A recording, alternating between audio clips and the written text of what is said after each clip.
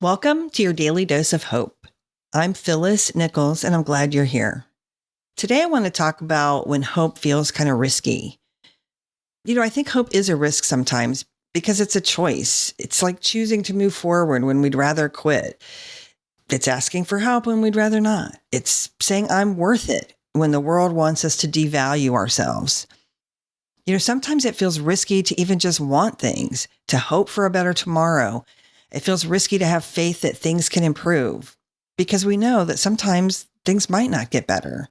We're not guaranteed anything in life, even though we'd like to think so, right? One of the biggest obstacles to hope is the belief that things will always be the way they are right now. I think we all tend to settle into a sense of sameness, right? Like, even if things aren't great, it's like they're predictable, so I'm comfortable, right? I think it's one of the most sort of harmful things we're taught, that things will always be the same if we just sort of do things the right way or something. Like there's this magic way that things just always are going to work out. And that's just not life. Change is constant.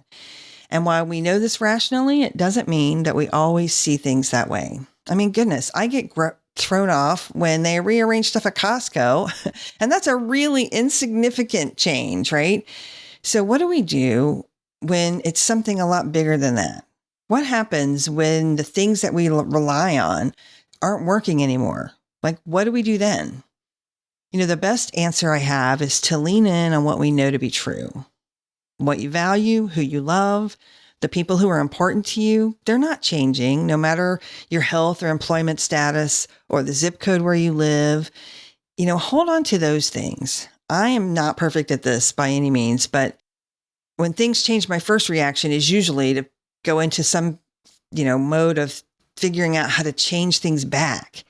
And then it hits me that, we're not going to go back to what was. I feel like the pandemic showed us that, right? We adjusted and all kinds of things, right? We adjusted how we felt about being in large crowds. We figured out what kinds of risks were acceptable to us. We decided what course of action was best for us personally and collectively too, to some extent. We're never going to go back to like a pre-pandemic thing, right? Because we've all been through it. My mom has dementia and she's doing really well, but even on her good days, I have to remind myself, she's not going to be the way that she was even 6 months or a year ago. So I try to treasure the time that I have with her today. And it's been a good reminder that this is kind of a good way to think about all the things in life that I love and value. So appreciate today. Let someone know how much you love them or tell them about the impact that they've had in your life. Because you know what? The risky thing might be waiting. And it's also hopeful to wrap your arms around today.